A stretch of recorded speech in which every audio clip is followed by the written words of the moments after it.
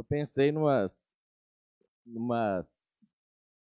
Cadê o Elias? Não estou nem vendo ele aqui mais. Deve ter escondido ali atrás. Umas 3, 4 piadinhas diferentes para fazer na hora do louvor aqui, mas sabe quando passa o tempo assim, perde a graça, você fala depois, mas do Gesiel Solano, aí não tem como, o Gesiel Solano, né? Aí você, é o sobrenome, ele tá solando e é um mineiro falando, né? Como é que é essa situação? E aí vai, né? É legal a gente poder ter, louvar a Deus com alegria, né? Ter bom humor e poder fazer prestar nosso culto a Deus como uma coisa boa, né? Com alegria e mesmo que as piadinhas que passa a hora não dá mais para fazer depois, mas isso é muito bacana.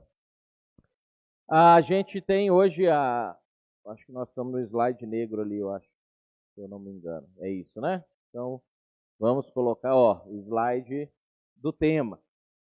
Nossa mensagem que está 3 semanas atrasadas, né? Essa era a mensagem para ser naquele dia que choveu e acabou a luz. A gente ficou em meia fase um tempo e teve o grande final quando acabou a luz de vez. Então guardamos ela para a gente poder refletir. E é interessante porque ao longo dessas 3 semanas, algumas outras coisas aconteceram de interessantes que encaixaram um pouco nisso aqui que a gente vai falar hoje, para a gente poder refletir e pensar um pouquinho a respeito disso. Antes da gente entrar na mensagem, eu queria lembrar vocês do nosso passadia, que vai ser no dia 7 de abril, então ele está quase chegando, né? Nós temos domingo que vem, o outro domingo, o outro já é o 7 de abril. E é importante que você não só dê o seu nome, como dê o nome das pessoas que você vai levar, dos visitantes. A gente, como sempre faz, o visitante é o seu convidado, ele não paga, nem você paga por ele, nem ele precisa pagar, né? A igreja, ela cobre essas despesas do visitante.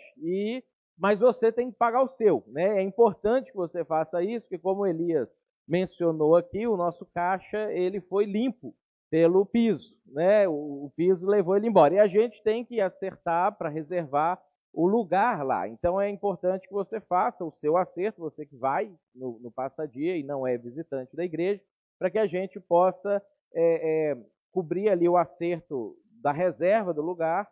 E também isso precisa ser feito antes, não no dia do passadia, porque a gente tem que comprar as coisas que a gente vai almoçar juntos lá, né? O passadia é um dia que a gente passa junto no Sintep, aqui pertinho. A gente almoça junto, a gente tem um dia de lazer juntos, a gente conversa juntos, a gente tem a oportunidade de conhecer pessoas novas também. Então, você precisa também dar, você que ainda não deu o seu nome, dos seus visitantes, seu nome para a Júlia. Júlia que está responsável por recolher não só os seus nomes, como o valor que você precisa acertar. Então você acerta com ela e a gente consegue organizar tudo direitinho para no dia 7 de abril. A gente sai da igreja às 9h30 da manhã, algumas pessoas, porque alguns não sabem ir, então a gente encontra aqui na frente da igreja e sai juntos para lá. Quem não sabe ir, vem para cá. Quem já sabe e quiser ir direto, pode ir direto, ok? E eu estava pensando nesses dias, e quando eu pensei nessa mensagem aqui, na verdade, há um mês atrás, quando eu pensei sobre ela, e depois isso foi desenvolvendo com alguns outros pensamentos a respeito das influências, e pensando a respeito do meu comportamento e também do comportamento de outras pessoas, comportamento das pessoas com as quais eu convivo, né? E também as pessoas com as quais eu converso, muitos de vocês, a gente conversa sobre diversas coisas da vida, decisões que precisam ser tomadas, coisas nesse sentido. E aí eu estava pensando agora, quando a gente estava cantando a música Quando Tudo Vai Bem, Quando Tudo Vai Mal, e aí eu estava pensando sobre o que é que faz a gente continuar com Jesus quando tudo vai mal. Porque quando tudo vai bem é um pouco mais tranquilo. Quando tudo começa a ir mal, ainda faz sentido a gente ficar com Jesus, porque a gente tem esperança que ele vai livrar a gente de um caos maior, ele vai impedir a gente de entrar num abismo maior. Mas e quando tudo vai mal de verdade? Quando, assim, não livrou do caos maior, não resolveu, a coisa só degringolou, só piorou com o passar do tempo, o que é que faz a gente continuar com Jesus, mesmo quando tudo vai mal, sem mais esperança de deixar de ir mal, né? Que é a fase final do mal. E aí, quando a gente analisa a história de outras pessoas, porque é muito mais fácil a gente analisar a vida dos outros do que a nossa própria vida, né? A gente tem uma percepção muito maior para criticar os outros do que de criticar a gente mesmo. Então, quando a gente analisa a vida dos outros, é interessante observar, assim, as pessoas que, ao longo da sua vida, mantêm ou mantiveram, aquelas que já morreram, a gente tem os registros das vidas delas, mantiveram uma fé sólida, estável, mantiveram um comportamento sólido e estável, mantiveram as coisas acontecendo de forma estável e crescente, e analisar também a vida de outras pessoas que, às vezes, abandonaram a fé na metade do caminho, ou começaram a se comportar de uma maneira diferente do que esperava-se que a pessoa se comportasse, ou desanimaram da vida, ou tiveram algum tipo de reação ou comportamento não esperado, a princípio, quando tudo ia legal.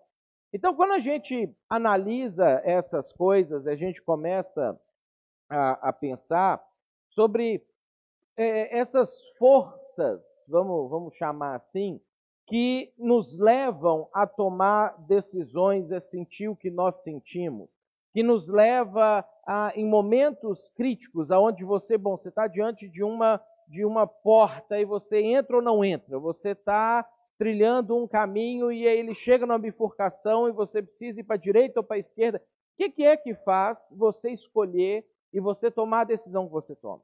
Ou escolher o jeito de viver que você vive? Ou nos momentos em que você tem ali que fazer alguma coisa ou reagir de alguma forma um pouco maior ou um pouco mais incisiva em relação às demais reações, o que é que faz você reagir da maneira que você reage? Não existe um número definitivo nessa questão. Quando a gente vai estudar, né, as ciências humanas que tratam do comportamento humano, a gente tem muita coisa dita a respeito desse assunto. O que é que está contido no bojo de questões que fazem você tomar as suas decisões ou as influências que levam você a tomar as suas decisões? Então, a gente não tem um consenso assim, porque o ser humano ele não é tão previsível a ponto da gente conseguir cravar uma coisa que não, 100% das vezes vai ser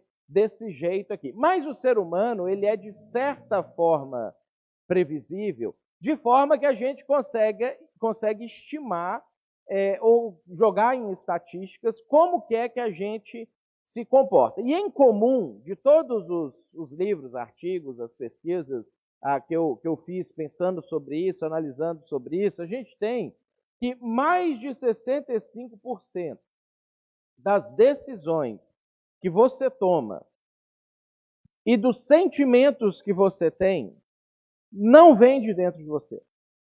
Não é algo que você de si elaborou, de si sentiu, de si decidiu, mas mais de 65%, aí a gente tem os que vão exagerar para quase 90%, os que vão deixar ali perto dos 65%, mas assim, ninguém é 50%, 40%. Todo mundo consente que boa parte das decisões que você toma e dos sentimentos que você tem não vem de você, internamente. Não é algo que estava lá dentro originalmente. Não é algo que você produziu autenticamente. Existe uma matéria em alguns cursos de marketing e de administração que vão, de alguma maneira, tentar dar ferramentas para as pessoas poderem tomar as decisões do jeito que elas tomam, que chama Estudo do Comportamento Humano, que tem como objetivo prever não somente o que as pessoas vão fazer, mas o que levam as pessoas a se comportar daquela maneira que elas se comportam. Obviamente que quando a gente tem isso na faculdade, a expectativa ou o desejo das pessoas que vão estudar isso é para poder, entendendo a maneira como as pessoas se comportam, influenciar e direcionar o comportamento das pessoas para que elas adquiram seu produto, comprem na sua empresa, se fidelizem ao seu negócio, ou que os funcionários trabalhem da maneira como eles querem que trabalhem, que as pessoas produzam da maneira que se espera que elas produzam. Então, o pessoal que leva a sério o seu negócio estuda isso para poder tentar prever não somente por que as pessoas se comportam, como as pessoas vão se comportar, mas por que elas tomam a decisão dessa forma que elas tomaram a decisão. E aí, uma coisa que é interessante, que um pressuposto da física que a gente pode tomar emprestado para ajudar a gente a entender isso aqui, é esse desenho aqui.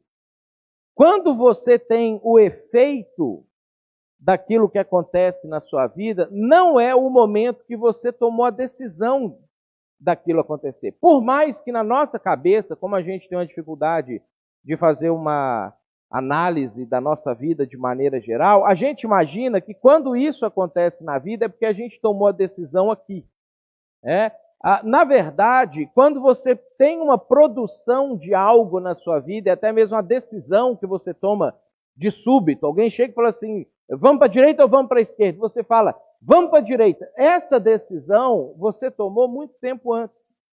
Essa decisão começou a ser construída muito tempo antes, de forma que em determinados momentos da sua vida, antes de você ter a produção daqueles resultados, já não tem nada que você possa fazer em relação àquilo.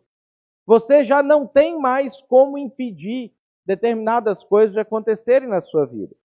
Então, eu vou tentar assim, resumir de uma forma que a gente consiga entender esse ponto de decisão nosso, para a gente entender como é que funciona essa situação e essa outra situação. Existe uma coisa que chama processo decisório.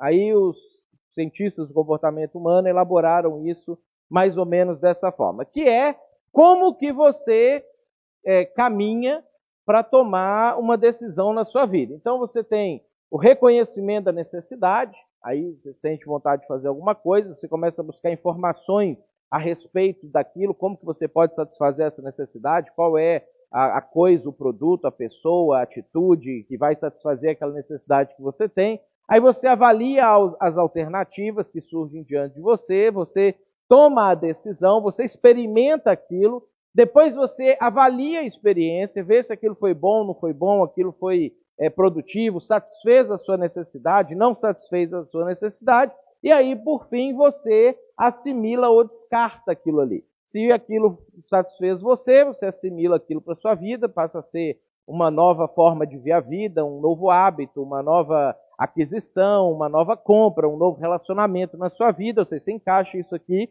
em qualquer coisa do seu dia a dia, da sua vida. Se não foi bom, se aquilo foi ruim, se aquilo não satisfez a sua necessidade, você descarta. Serve para produtos, serve para pessoas. Afinal, a gente, ao longo da vida, descarta coisas e a gente também descarta pessoas, né? Eu acho que toda semana, se você der uma rápida olhada no seu Facebook, você sempre vai encontrar alguém falando que está fazendo a limpeza no Facebook. Quando a pessoa está falando que ela está fazendo a limpeza no Facebook, ela está falando de pessoas, né? Que ela está limpando, mas a própria linguagem utilizada para isso no Facebook, ela é mais impessoal, né? Porque é muito mais grosseiro se eu chegasse de repente no Marcelo e falasse assim, Marcelo, eu vou limpar você da minha vida, diretamente olhando nos olhos dele. Isso a gente acha que é agressivo, que rude, né? Que pessoa mal educada, deselegante e coisa assim. Mas lá no Facebook, que a gente é meio humano, meio máquina, né? A gente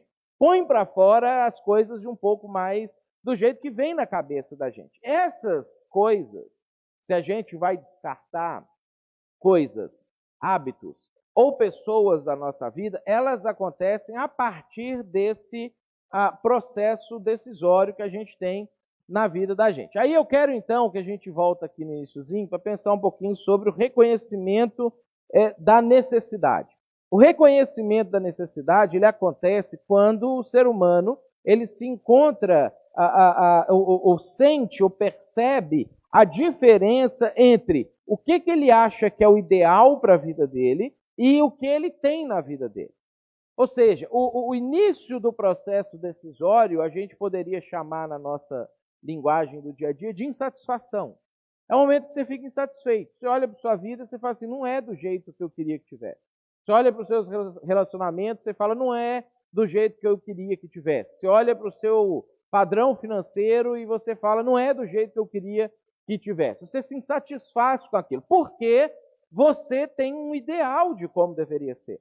Porque a gente reclama a partir de comparação. A gente vê o que é que existe de alternativa àquilo ali, e aí olha para aquilo que se tem, e aí você começa a ficar insatisfeito. Por exemplo, se você vai visitar pessoas em países extremamente pobres, extremamente carentes, que não têm internet, televisão, etc., para ficar vendo como que o mundo ocidental funciona e etc., você vai ter níveis de satisfação no meio dessas pessoas, por mais que elas tenham muito menos coisas do que a gente tem, elas são mais satisfeitas com a vida do que a gente. Por quê? Elas acham que a vida é aquilo ali. A insatisfação da vida delas circula em torno das coisas do dia a dia delas. Quando essas pessoas passam a ter acesso, chega a civilização lá, né? E aí chega a tecnologia, chega o acesso, chega a internet, a televisão, não sei o quê, o índice de insatisfação cresce no meio dessas pessoas. Porque além das insatisfações locais, elas passam a ter insatisfações globais. É uma coisa comum que a gente vê acontecendo na nossa geração. A nossa geração ela tem muito mais pessoas com desejo de sair do Brasil do que gerações anteriores. Antigamente, o desejo de sair do Brasil era uma coisa mais restrita. Uma pessoa ou outra ali tinha esse tipo de sentimento, de vontade. Uma pessoa ou outra saía e ia para os Estados Unidos, ou tentava ir para a Europa, ou algum lugar assim. Quando a televisão chegou no meio lá do século XX, né, do século passado, aí esse sentimento cresceu. O desejo de sair fora daqui aumentou. Por quê? As pessoas começaram a ver uma outra realidade, um outro jeito de se viver. Aí, quando a internet chegou, aumentou mais ainda. De forma que, se você conversa com pessoas hoje, você vai ver que muita gente desejaria, se tivesse a oportunidade, de sair do país. Gostaria de ir para os Estados Unidos, para a Europa, alguma outra coisa nesse sentido, mesmo que não consegue fazer uma análise precisa de como seria a sua vida lá. Porque na nossa cabeça, você vai ter a mesma vida que as pessoas bem-sucedidas que você assiste na televisão têm, se você for para fora do país. Então, esse tipo de coisa vai mudando o comportamento da gente e vai mudando as decisões que as pessoas vão tomando. Vai mudando a maneira como você escolhe tomar as suas decisões. Aí, nesse momento que surge a insatisfação, duas forças passam a atuar em conjunto para influenciar a sua tomada de decisões, para fazer com que você decida aquilo que você vai decidir, que a gente chama de influências ambientais e diferenças individuais. Então, essas duas forças elas começam a trabalhar. Aí eles dividiram essas duas forças para fim didático, para a gente poder entender como é que isso funciona. As diferenças individuais são os recursos do indivíduo, né? Como é que o que é que você tem de talento, de habilidade, se você tem habilidade, sei lá, de jogar futebol, aí isso aí vai influenciar você de um jeito. Se você tem uma habilidade intelectual, vai influenciar de outro. E todos nós temos, dentro das nossas diferenças individuais, os nossos recursos. Aí tem a motivação e o envolvimento, como é que as pessoas... como é que você percebe as coisas que acontecem? Você é pessimista, você é otimista, você é uma pessoa que enxerga mais o lado positivo das coisas, mais o lado negativo das coisas. A sua motivação, o seu envolvimento sentimental com as coisas, o conhecimento que você adquiriu, se você estudou, o que você estudou, o que você leu, que tipo de programas você assiste, né, as suas atitudes e a sua personalidade. Esses são os elementos que vão compor as diferenças individuais. Você tem as suas, eu tenho as minhas, a pessoa do seu lado tem uma diferente da de você, aí reside as nossas maiores diferenças. É o porquê nós tomamos algumas decisões diferentes uns dos outros, mesmo estando dentro do mesmo ambiente, debaixo da mesma influência ambiental. A influência ambiental vai ser a cultura que a gente está inserido nela.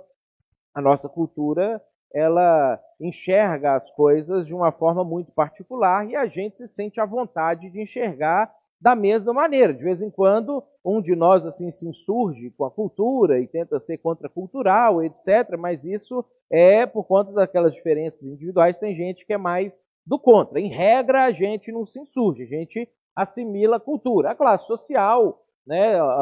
Você nasceu num lar que tinha mais recurso financeiro, menos recurso financeiro, cresceu tendo mais acesso, menos acesso, hoje conseguiu mais acesso ou não tem muito acesso. A família, se você tinha uma família tradicional brasileira, se você tinha uma família diferente da tradicional, se você tinha pais que te davam carinho e amor, ou seus pais batiam em você, ou como é que funcionava o negócio. A influência pessoal, que é a ideia do mentor, quem é a pessoa que influencia a sua vida? A pessoa que você fala, não, o que essa pessoa diz, normalmente eu levo em consideração, normalmente eu abraço, porque essa pessoa tem coisas boas para me dizer. Cada um de nós tem as suas influências pessoais e a situação do momento. Essas circunstâncias, elas são externas a você. Essas circunstâncias, elas acontecem. E você recebe ou percebe isso da maneira como você escolhe. E você vai fazer isso na sua vida. A soma dessas forças, dessas duas forças, conduz você para a sua tomada de decisões. A soma dessas coisas faz você ter tomado as decisões que você tomou na semana passada. Você não tomou as suas decisões no momento que você acha que você tomou. E você não tinha muitas outras formas de tomar decisões do que o jeito que você tomou as suas decisões. Então, quando a gente para analisar como é que a gente reage às decisões que a gente toma quando uma pessoa irrita a gente. Se você parar para pensar, você não tem muito recurso para tomar uma decisão diferente da que você habitualmente toma. E é por isso que às vezes você se irrita com você mesmo. Você pensa, puxa, eu já tinha dito para mim mesmo que eu não ia fazer isso mais. Eu já tinha dito para mim mesmo que eu não ia reagir dessa forma mais. E aí às vezes você promete para a pessoa, eu nunca mais vou gritar com você, e eu vou te respeitar e não sei o quê, mas aí passa uma semana ou duas, a pessoa te irrita, você grita com ela de novo, você respeita ela de novo, e você para e pensa, por que eu fiz isso de novo?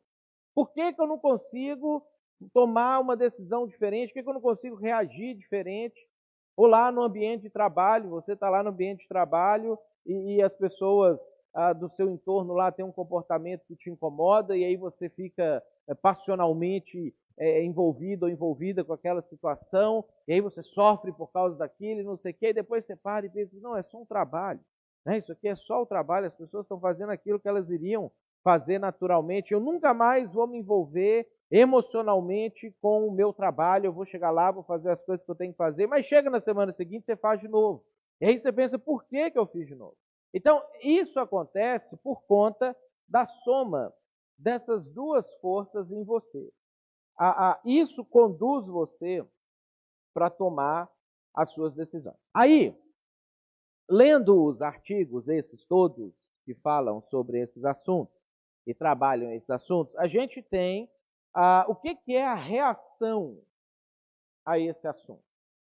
O que é que as pessoas que olham para isso falam assim, não, que absurdo, tem questões morais e éticas envolvidas nisso aí, como que a indústria da televisão, do marketing, as empresas, a administração, os chefes, a igreja, não sei o quê, vão estudar essas coisas para prever o comportamento das pessoas e influenciar no jeito que elas vão tomar suas decisões. Não, isso é um absurdo, isso não é ético, isso não é moral. Aí, quando a gente lê o pessoal que combate essa coisa aí, ou que reage a essa situação, a gente vai ver que eles têm como resposta a necessidade de você levar as pessoas ou se levar para um ambiente de autenticidade. Essa seria a resposta para isso aí. Para que você não seja manipulado, para que você tome as suas decisões, para que você tenha controle daquilo que você vai fazer, você tem que ser autêntico. Você precisa se libertar dessas amarras para você poder decidir, e aí o papel dos órgãos regulatórios, o papel das ONGs, das igrejas, etc., seriam levar as pessoas a um estado em que elas se encontrariam em autenticidade plena. Elas não são mais influenciadas, e aí eles utilizam a palavra manipuladas por absolutamente nada e podem tomar as suas próprias decisões.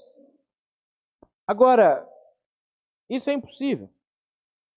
Ninguém é capaz de autenticidade plena.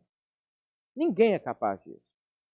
É por isso que mesmo se você está pensando aí, eu sou capaz de autenticidade plena, daqui a um mês você vai estar fazendo as mesmas coisas que você não gosta que você fez mês passado. Aí você pensa, não, vou provar para o Mateus que eu sou capaz. Você não vai conseguir. Se você conseguir 6 meses de autenticidade plena, aí você pode vir aqui e dar o seu testemunho, porque aí a gente tem que repensar essa ideia. Então você pode tentar se esforçar isso. Ninguém é capaz de autenticidade plena.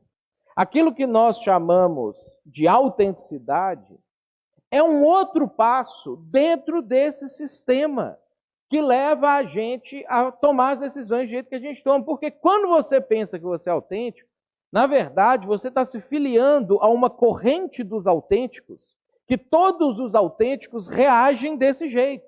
E aí você fala assim, eu sou um autêntico, porque olha, eu reajo dessa forma aqui.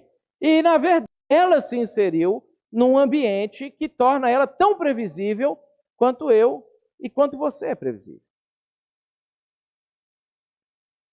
A pessoa que se diz completamente autêntica, ou é ignorante, ou é arrogante. E é onde a gente precisa pensar, se não é possível eu ter plenitude de autenticidade, se não é possível para mim tomar as decisões 100% do jeito que eu quero, na hora que surge, na hora que eu estou no momento da tomada das decisões, o que é que eu posso controlar? O que você pode controlar são as suas influências. Você pode controlar, naquele desenhozinho que eu mostrei anteriormente para vocês, se você vai liberar a bomba ou não lá atrás. Você pode tomar a decisão de quais são os ambientes externos que vão influenciar você. Você pode começar a trabalhar qual é o conhecimento que você vai ter, como você vai lidar com o seu nível social, como você vai lidar com a sua estrutura familiar. Essas coisas você pode controlar. Então, se você quer tomar uma decisão boa hoje, você já tem que ter feito essa escolha 1, 2, 5, 10 anos atrás. E se você quiser tomar boas decisões no ano que vem, você precisa tomar elas hoje. Porque na hora que chegar o ano que vem, o momento que você precisa fazer a escolha e produzir um efeito na sua vida, você já vai ser refém da forma como você construiu isso para você anteriormente. Tem uma história na Bíblia que nos ajuda muito a ver como que isso é um dilema para nós e nos ajuda a analisar as coisas que estão em jogo na nossa vida para a gente poder incluir ou excluir do nosso processo decisório. Para a gente poder colocar ou retirar das nossas influências que nos levam a tomar as decisões que a gente toma. Essa história ela está registrada em 2 trechos da Bíblia, em Marcos, capítulo 6, a partir do versículo 17, e em Mateus 14, versículo 8, porque Mateus e Marcos eles contam a mesma história com alguns detalhes diferentes. Então é interessante a gente juntar os 2 relatos como se fosse uma história só, para a gente conseguir ter os detalhes dos dois, para a gente entender o que levou esse personagem, que a gente vai tratar dele agora, que é o rei Herodes, a tomar a decisão que ele tomou, para a gente ver como que isso acontece na nossa vida também.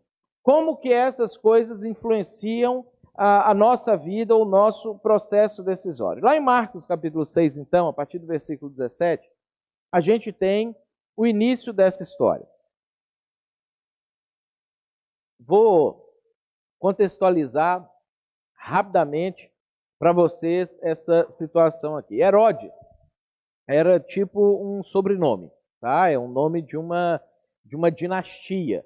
Então, quando você lê a Bíblia, você vai encontrar várias pessoas chamadas assim. Não é o mesmo sujeito em qualquer parte que você lê. Então, quando você lê a história do Natal, você vai ver que o Herodes tentou matar Jesus quando ele nasceu, né? Os reis magos foram lá, conversaram com Herodes. O Herodes falou, não, me conta onde é que ele está, que eu vou lá adorar ele. Mas, na verdade, ele queria matar Jesus. Como os magos não voltaram, ele mandou matar todas as crianças que tinham 2 anos para baixo. Esse Herodes já tinha morrido.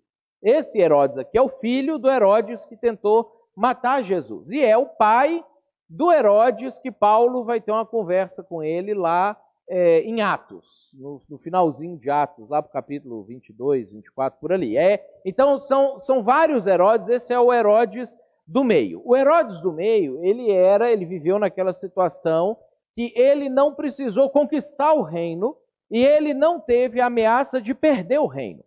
Esse Herodes do meio, ele era o Herodes mais mimado deles todos, assim, porque ele ganhou as coisas de mão beijada e ele não teve ameaças durante o reinado dele daquilo que ele tinha. Ele tinha estabilidade, ele tinha segurança, e ele vivia ali em Israel como as pessoas que viviam em Israel viviam. O pai desse Herodes foi o Herodes que construiu ou reformou o templo judeu e que fez o templo judeu ser tão maravilhoso como ele era, demonstrando assim um certo temor a Deus. Então, por mais que eles não eram 100% judeus, eles não eram descendentes de Israel, eles eram idumeus, mas eles eram convertidos ao judaísmo. Eles acreditavam nas coisas do Antigo Testamento, eles acreditavam nas coisas relacionadas a Deus, eles estavam inseridos no mesmo contexto que todos os judeus estavam. Se a gente fosse fazer uma oposição entre o Herodes e a nossa realidade, o Herodes era crente. O Herodes era alguém que frequentava a igreja. O Herodes era a gente. Ele era uma pessoa que acreditava em Deus. Mas ele tinha alguns outros comportamentos, que talvez pode ser como os nossos comportamentos também errados. Ele também pecava, ele também tinha uma vida que não era a vida que Deus gostaria que ele tivesse. Só que o problema é que esse Herodes aqui, ele tinha chegado num momento da vida dele que ele se largou no pecado. E aí o que ele fez? Ele foi lá na casa do irmão dele, que chamava Filipe, vai estar a história ali contada para nós, e ele seduziu a irmã, a esposa do irmão dele, e roubou a mulher do irmão dele para ele. E largou o irmão para lá. O irmão, obviamente, não deve ter gostado, mas esse Herodes aqui era mais forte do que o Herodes Filipe, o irmão dele. E aí o irmão dele deixou quieto o negócio. E todo mundo sabia que aquilo era errado. Todo mundo sabia que aquilo não deveria ser feito. Mas ninguém falava nada. Sabe quando você não quer perder a amizade da pessoa, do seu amigo, do seu familiar? Você vê que ele está pisando na bola, mas você fala assim, se eu falar, ele não vai gostar, ele vai achar ruim, ele pode ficar bravo comigo. Aí quando você fala dele, por trás dele, né? Mas quando você chega na frente dele, você sorri, né? Não sei o quê, faz votos para que tudo dê certo e tudo. Era o que o pessoal de Israel fazia com Herodes. Menos um cara. Tinha um sujeito que falava para ele o que é que ele estava fazendo de errado, que era o João Batista. João Batista, ele tinha recebido a missão de Deus de ser aquele que ia preparar o caminho de Jesus antes de Jesus aparecer. Então ele ia preparar o povo para quando Jesus aparecesse, o povo tivesse preparado para ouvir a mensagem de Jesus. Só que dentre as coisas que João Batista fazia, uma delas era exortar as pessoas dos seus pecados. E ele fazia isso para todo mundo, inclusive para Herodes. Então, essa história aqui começa nesse ponto. Olha só o que o Herodes fez. O João Batista chegou, começou a falar para ele, ó, você está pegando a mulher do seu irmão, você não pode fazer isso, você está errado, isso é adultério, você vai responder diante de Deus por conta disso, e não sei o quê. E aí isso foi irritando ele, o Herodes, né? E foi irritando a mulher que ele estava pegando ali também, e foi irritando as pessoas que estavam no entorno, porque se imagina um cara falando com você, é por isso que você tem medo de falar com seus amigos, porque você sabe que o cara pode ficar irritado e querer deixar de ser seu amigo. Todo mundo queria deixar de ser amigo do João Batista. E aí foi isso que aconteceu. Herodes tinha dado ordens para que prendessem João e o amarrassem e o colocassem na prisão por causa de Herodias, mulher de Filipe, seu irmão, com a qual se casara. Porquanto João dizia a Herodes, não te é permitido viver com a mulher do teu irmão. Então, Herodes manda prender o João. E aí, quando a gente olha lá o local dessa prisão, era bem no sul de Israel, perto do deserto, assim, um local isolado, que ali naquele local, que era onde Herodes tinha um dos seus palácios, as pessoas não iam lá para ouvir o João Batista, o que ele tinha para falar. Ou seja, ele estava cortando a influência do João Batista sobre as outras pessoas em relação ao comportamento dele. E aí, isso aqui já começa a nos dar um panorama das diferenças individuais de Herodes. Pensando naquilo que a gente falou um pouquinho aqui atrás. Como que era a cultura de Herodes? Qual que era o desejo de Herodes? Como era a cosmovisão de Herodes? Herodes tinha na mente dele de que se ele tinha um desejo, esse desejo tinha que ser satisfeito. Se ele tinha vontade de ter alguma coisa na vida dele, ele tinha que ter aquilo que ele tinha vontade. Às vezes, parecido com a gente, né? Em relação aos nossos desejos. Como é que a gente fica quando a gente tem um desejo não satisfeito? A gente às vezes fica irritado, a gente fica bravo com a pessoa que não satisfez o nosso desejo. E às vezes, mesmo sabendo que aquilo é pecado, a gente faz. Porque a gente tem um desejo. E o que a gente tem que fazer com os nossos desejos? Satisfazê-los. Não é isso que a cultura nos ensina? Não é isso que a gente aprende o tempo inteiro? Não é isso que a gente liga a televisão e vê as propagandas falando para a gente? Você tem vontade, compra. Você tem vontade, pega. Você tem vontade, conquista. Você pode, você consegue, nada é impossível para você. A gente vai sendo bombardeado com isso o tempo inteiro. E a semelhança de Herodes, quando a gente tem desejo de uma coisa, ou a gente faz, ou a gente se irrita profundamente e se amargura com a vida, porque a gente não dá conta de fazer aquilo ali. Então, semelhante a Herodes, a nossa cultura gera na gente um sentimento de que não pode existir limites para mim. E eu não vou impor limites para mim mesmo. Então, esse é o contexto que Herodes está vivendo. Não era o contexto de todo o pessoal daquela época, porque Herodes era rei. Só que quando a gente olha para a nossa realidade hoje, tipo a gente aqui, né? Nós temos uma vida mais confortável do que a vida de muitos reis que existiram antes da gente. Porque o cara era rei, mas ele morava na tribo, ele morava no meio do mato, no deserto. Ele adoecia com 30 anos de idade, como aconteceu com Alexandre o Grande, o conquistador do mundo, e morria. Porque não tinha um remedinho bobo para ele, que a gente vai num posto de saúde, toma um remédio e vive mais 40 anos depois daquilo ali. Eles não tinham o básico, o saneamento básico, necessidades básicas, eles não tinham eletricidade, eles comiam, os banquetes dele era comida que a gente enjoa e a gente procura um outro restaurante para comer um negócio diferente. Eles não tinham essas opções. Então, o nosso estilo de vida hoje, por mais que a gente não tenha poder, como os reis tinham de ficar mandando matar as pessoas, é muito melhor, em muitos aspectos, do que o estilo de vida que essas pessoas tinham. Nós temos muito mais acesso a bens de consumo do que reis da antiguidade tinham. Então isso gera na gente um tipo de sentimento parecido com o sentimento que as pessoas da nata da sociedade antiga tinham, porque nós diminuímos as desigualdades em relação a quem tem e a quem não tem. Aí, olha só a história continuando. Assim, Herodias, que era a mulher do irmão do Herodes, ela também tinha o mesmo sobrenome porque ela era da família, né? Então ela ganhou o nome de Herodes mulher, né? Herodias o odiava e queria matá-lo, o João Batista, né? Ela ficava mais irritada ainda do que o Herodes, mas não podia fazê-lo porque Herodes temia a João e o protegia, sabendo que ele era um homem justo e santo. E quando o ouvia, ficava perplexo. Mesmo assim, gostava de ouvi-lo. Olha só, o Herodes era igual eu e você. Ele gostava de ouvir a palavra de Deus. Gostava de ouvir uma pregação.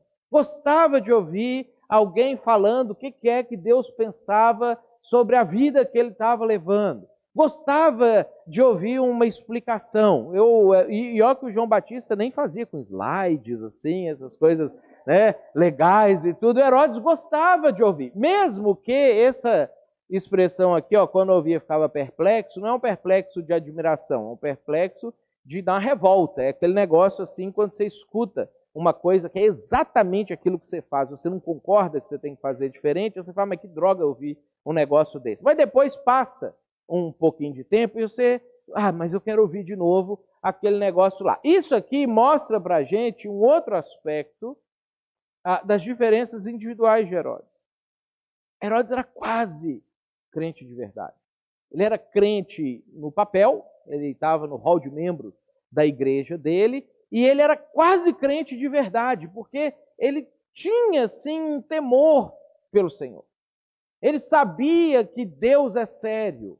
Ele sabia que talvez um dia ele tinha que se arrepender dos pecados dele, que talvez um dia ele tinha que parar com aquilo. Talvez ele pensava assim, não, é porque eu sou um Herodes jovem aqui, eu estou aqui com meus 30, 40 anos de idade, então eu vou ficar com essa Herodias aqui só mais um pouquinho, mas depois eu largo ela, peço perdão a Deus, conserto minha vida, faço algumas coisas para os pobres, e aí vou para o céu e as coisas dão certo.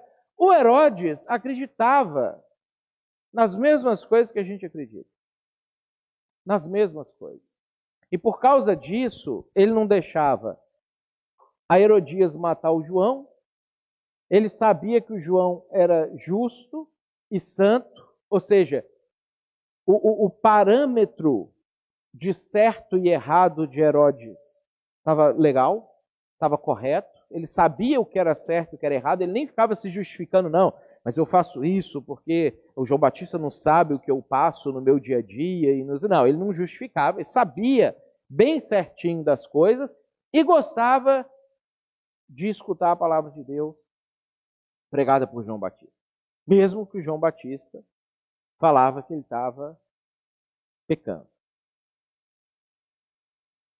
Herodes, ao longo da vida dele, ele foi construindo alguns princípios que influenciavam a vida dele. Para ele chegar nesse ponto aqui com temor a Deus, isso não foi uma coisa instantânea. Ao longo da vida dele, ele se colocou em ambientes aonde ele ouvia sobre Deus, ele aprendia sobre Deus e ele gostava daquilo que ele aprendia e daquilo que ele ouvia. Então, essas coisas foram sendo construídas na vida de Herodes, ao mesmo tempo que as influências se você tem um desejo, você pode pegar, se você quer alguma coisa, você pode ter, se você quer fazer alguma coisa, faça agora, não se prive de absolutamente nada. E o que acontecia é que muitos desses princípios e valores que Herodes foi construindo na vida dele para si, eram conflitantes. Muitos desses princípios eram completamente opostos entre si. Talvez, como acontece com você. Talvez você tenha coisas assim na sua vida. Se você para pensar, você tem determinados princípios que falam para você uma coisa, você tem outros princípios que dizem para você outra coisa. E isso é a razão pela qual, às vezes, a gente faz coisas e a gente se sente culpado pelas coisas que a gente faz. Porque a gente sente lá dentro que a gente não deveria fazer aquilo. Mas na hora que você tem que tomar a decisão, ao invés de você tomar a decisão de não fazer aquilo que você vai ficar culpado daqui a uma semana, um mês, um ano, você faz, porque ao longo da sua vida você também construiu princípios que fazem você repetir as decisões erradas que você toma, que faz você repetir os pecados que você comete, faz você repetir formas e maneiras de tratar as pessoas que você depois sente mal de tratar as pessoas desse jeito, mas você acaba fazendo do mesmo jeito. A história de Herodes não é diferente da nossa história.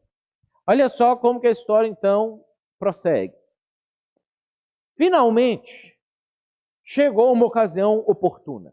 Né? Oportuna para quem? Né? Para o João Batista, que não foi. Nem para Herodes. A gente vai ver aqui na história. No seu aniversário, Herodes ofereceu um banquete aos seus líderes mais importantes, aos comandantes militares e às principais personalidades da Galileia. Aqui nós temos as influências ambientais de Herodes. Aqui nós temos as pessoas a quem ele dava valor. As pessoas com as quais ele queria se cercar delas. As pessoas que influenciavam Herodes. As tomadas de decisões de Herodes. Esse aqui é o ambiente social que Herodes gostava de frequentar. Ele, por mais que sabia que João Batista que era o cara, ele não queria andar com o João Batista. Ele queria andar com as pessoas da alta sociedade da época também, as principais personalidades da Galileia, os famosos, os importantes, os que também podiam oferecer alguma outra coisa para ele. Então, isso aqui vai formando a cultura do Herodes, a classe social do Herodes, a família que o Herodes estava construindo para ele, porque ele estava optando por construir uma família a partir da mulher do irmão dele, da enteada, né, que a gente vai ver que vai ter um papel nessa história aqui também, e essa era a situação que o Herodes se encontrava. Agora, olha só, não foi no dia do aniversário dele que ele se cercou dessas pessoas. Ele foi se cercando dessas pessoas ao longo da vida. Isso aqui é o fruto de anos de pequenas escolhas e decisões e rumo de vida que o Herodes foi dando para a vida dele. Ao longo da vida, o Herodes foi construindo uma corte ao seu redor que levou ele exatamente ao ponto em que ele se encontrava, de forma que retirou praticamente de Herodes a capacidade de tomar uma decisão diferente da decisão que ele vai tomar a seguir. Esse é o momento que, quando a gente está vivendo nele, a gente acha que é o momento que a gente toma as nossas decisões. Mas, na verdade, a decisão já estava tomada 10, 15, 20 anos antes disso aqui. O que acontece a seguir, Herodes já não tinha controle mais. Ele já era previsível que ele iria fazer. Já era algo que qualquer pessoa que estivesse assistindo de fora e olhasse para a história não se surpreenderia com a decisão que viria a seguir para ele. Então, no versículo 22 de Marcos, ele finaliza a parte dele da história e depois a gente vai pular para Mateus. Ele fala assim: quando a filha de Herodias entrou e dançou, agradou Herodes aos convidados. Então, lembra? Diferenças individuais. Herodes é um cara que o desejo manda nele. Se ele tem vontade de fazer alguma coisa, ele faz. Se ele quer, ele pega, ele consegue, ele não se restringe, ele não se nega. E ele já tinha feito isso com a decisão que ele tomou em relação à esposa do irmão dele. Mas agora a enteada dele entra e dança. E aí, essas danças do Oriente Médio, sensuais, atraentes, provocantes, e ela devia ser muito bonita e bem agradável aos olhos, e agradou Herodes e os convidados. E aí o Herodes ficou do jeito que a gente, principalmente quem é homem, se não tomar cuidado, fica em situações parecidas com essa. Com os amigos lá do lado, aquele negócio todo, aquele ambiente propício. Ele vira para ela e fala assim: peça-me qualquer coisa que você quiser e eu lhe darei. Ah, aquela coisa assim, né? Eu sou o cara, né? Tem tudo aqui, o bonachão, aquele cara que paga as coisas para todo mundo e não sei o quê. É o Herodes, que ele foi construindo para a vida dele.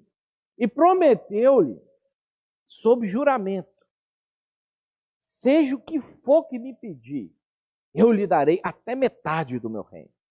O Herodes não tinha tirado esse negócio aqui da cabeça dele. Isso aqui continua mostrando para a gente a influência do Herodes. Isso aqui ele tinha aprendido com os reis persas. Os persas é que faziam esse tipo de coisa. Que quando eles gostavam muito de uma coisa, de uma situação, do negócio, de uma pessoa, chamava a pessoa e falava assim: pode pedir metade do meu reino que eu vou te dar. Esse tipo de... E o persa era um sujeito extremamente poderoso. O Herodes, gente, ele era... Se fosse trazer para o equivalente nosso aqui, em escala, ele era tipo um prefeito de uma cidade. Tá?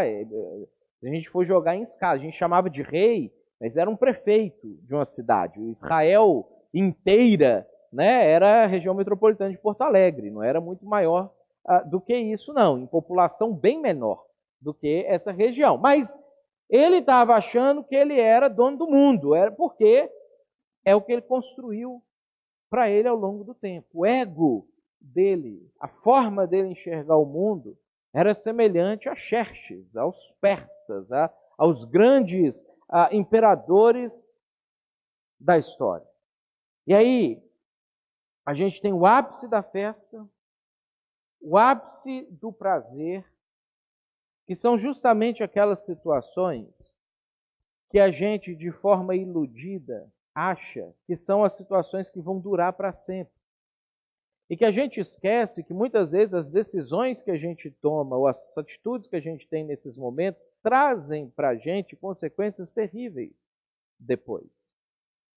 A gente experimenta isso no nosso dia a dia quando compra um produto ou uma coisa que não tinha dinheiro para comprar e você pensa, não, vou parcelar e vai dar tudo certo.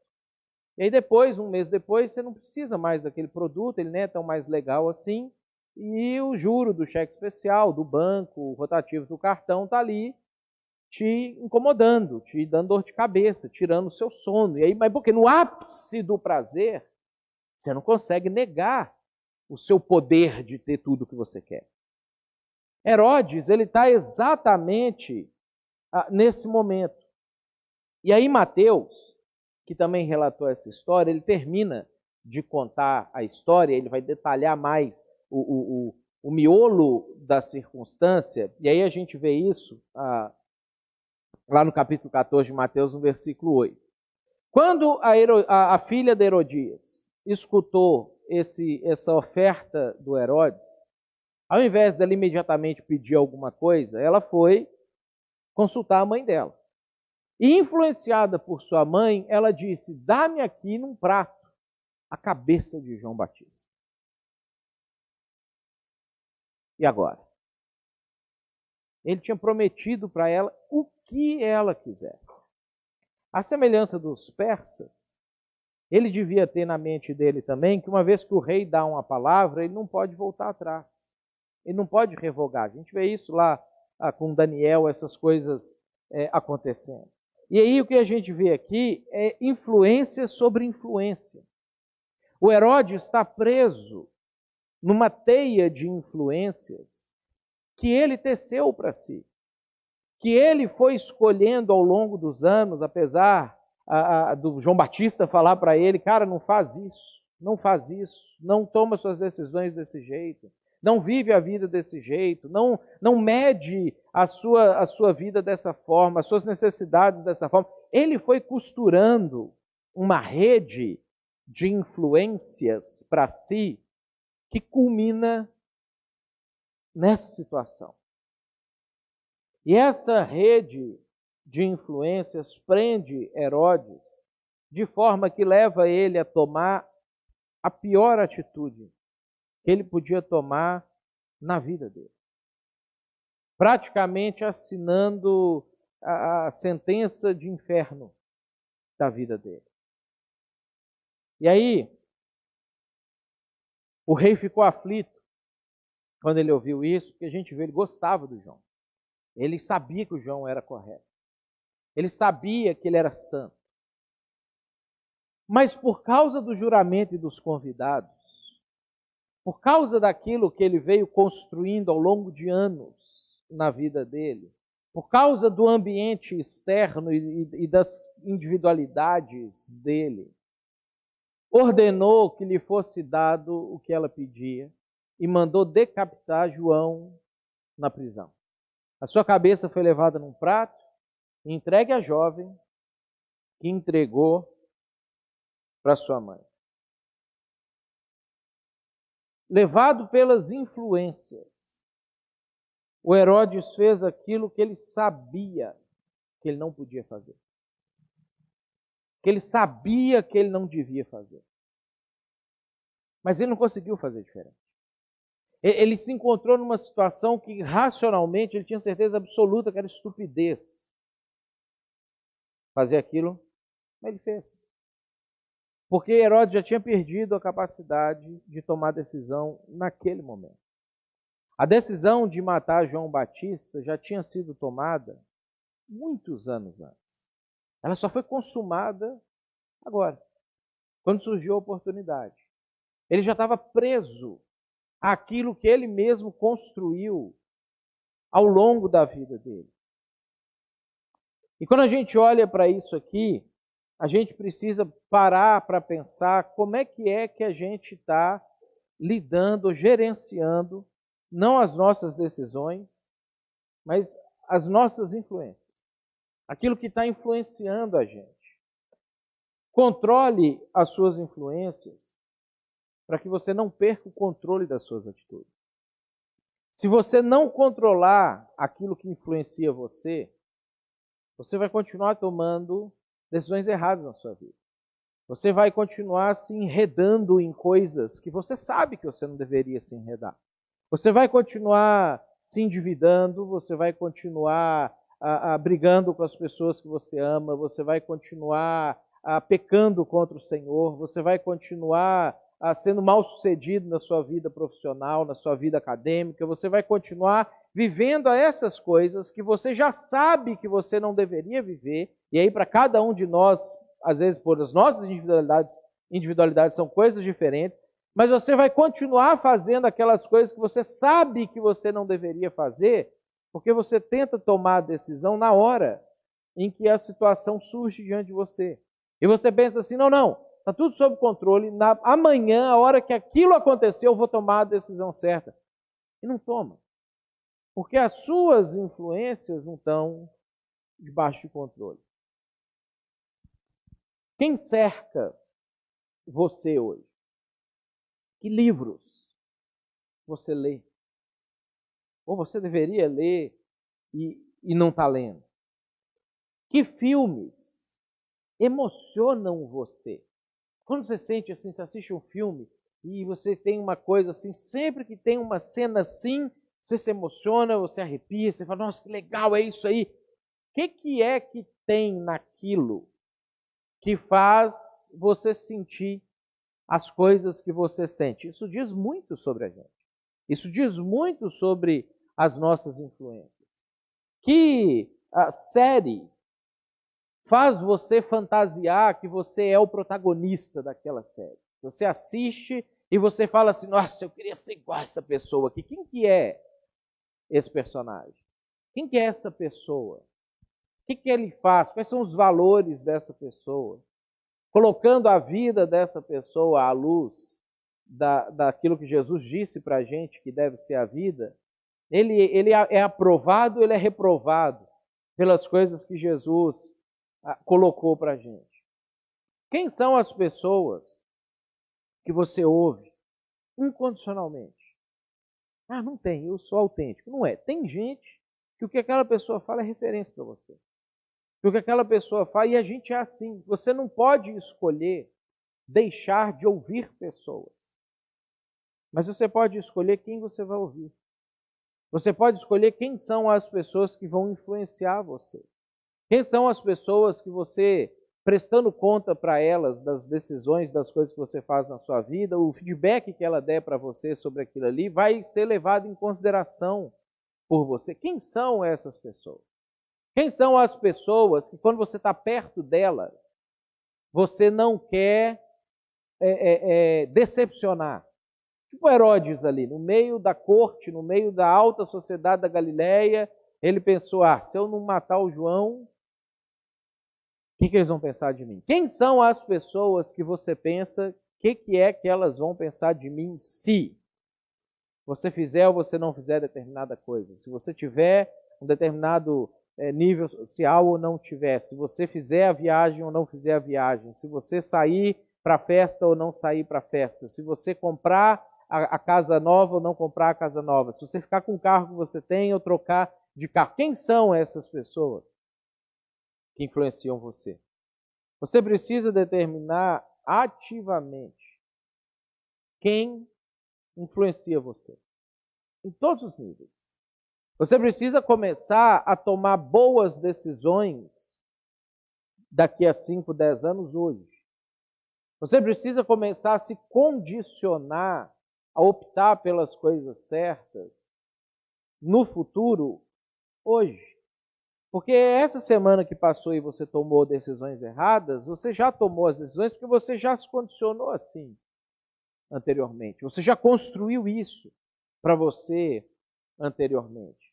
Você sabe o que é bom.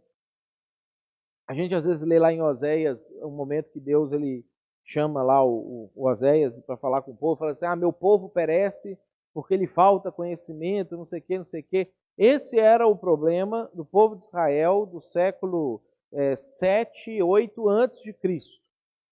Esse não é o problema nosso.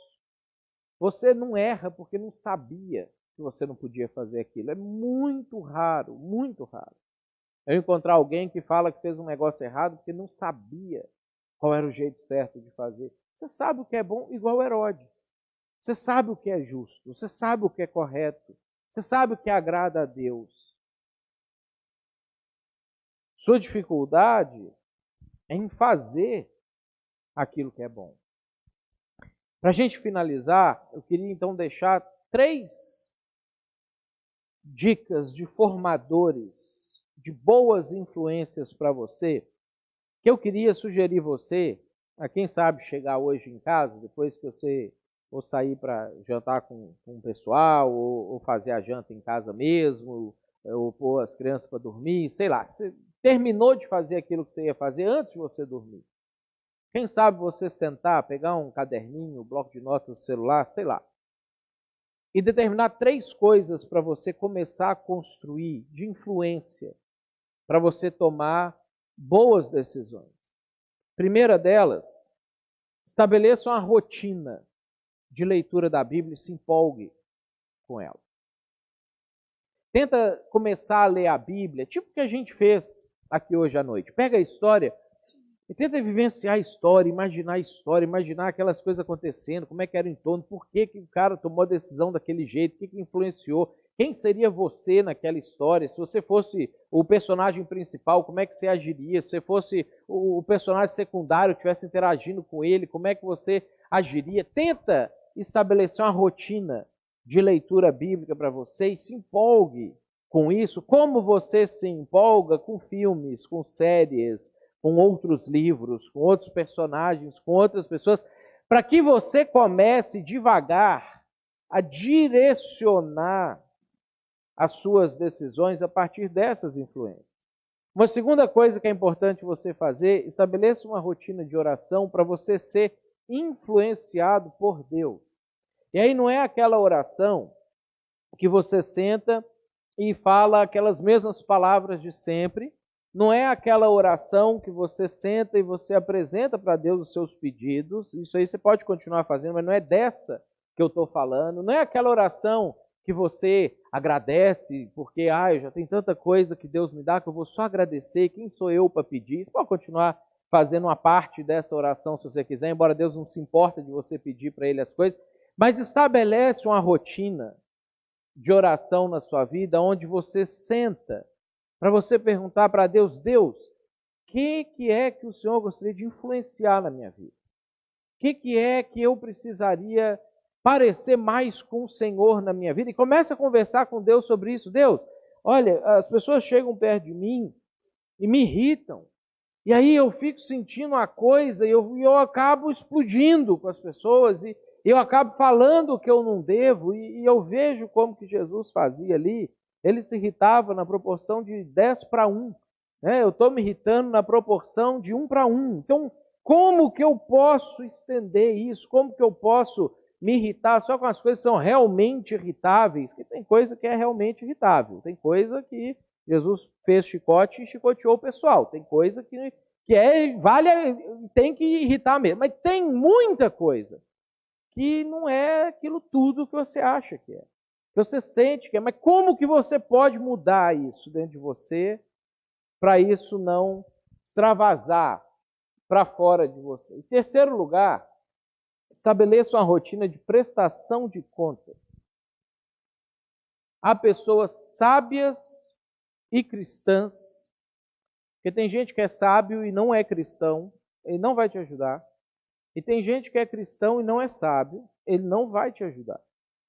Você precisa reunir essas duas coisas para a pessoa te dar bons conselhos e conselhos cristãos, que Jesus te daria, e estabeleça uma rotina de prestar conta a essas pessoas e permita-se ser influenciado por essas pessoas.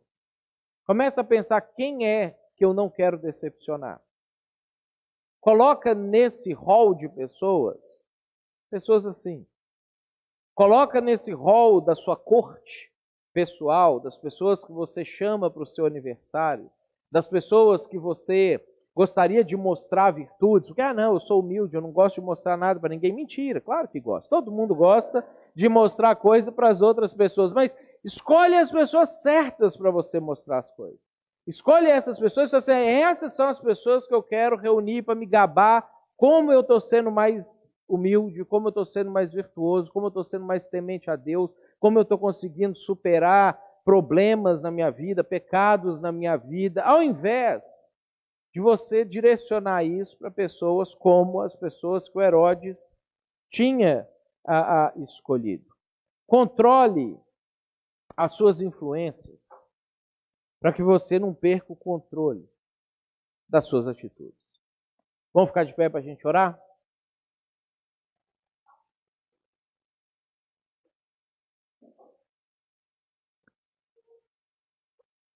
Deus, nós agradecemos ao Senhor, como temos feito aos domingos, por essas histórias que o Senhor preservou para a gente.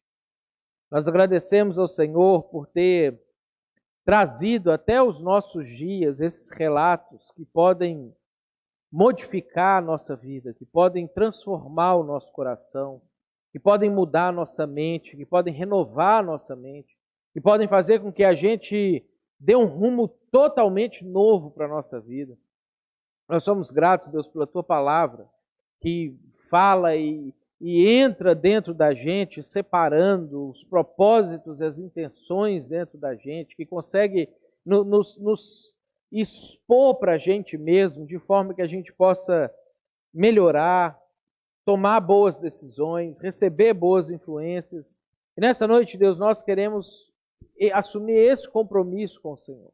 Queremos que o Senhor seja aquele que nos influencia, que o Senhor traga para a gente aquilo que deve de fato nos empolgar, que deve de fato nos trazer orgulho, e que o Senhor seja aquele que a gente não quer decepcionar, e que o Senhor nos ajude, Deus, a nos cercarmos de pessoas assim, nos ajuda a encontrar na Tua palavra o prazer da empolgação, o prazer da identificação com os personagens, nas histórias da Tua palavra, aquilo que de fato norteia a nossa vida, ao invés de nas histórias que a gente tem na televisão, na Netflix, que a gente tem nos livros de romance por aí, Deus, que o Senhor seja a fonte máxima, a autoridade absoluta de influência sobre a nossa vida, para a gente poder tomar as decisões certas. Deus, tem misericórdia da gente nas coisas que a gente já errou no último mês, no último ano, nos últimos 10 anos, que estão fazendo com que a gente tome as decisões ruins, erradas do jeito que a gente tem tomado. Tem misericórdia da gente, nos dá sabedoria para a gente começar a transformar isso.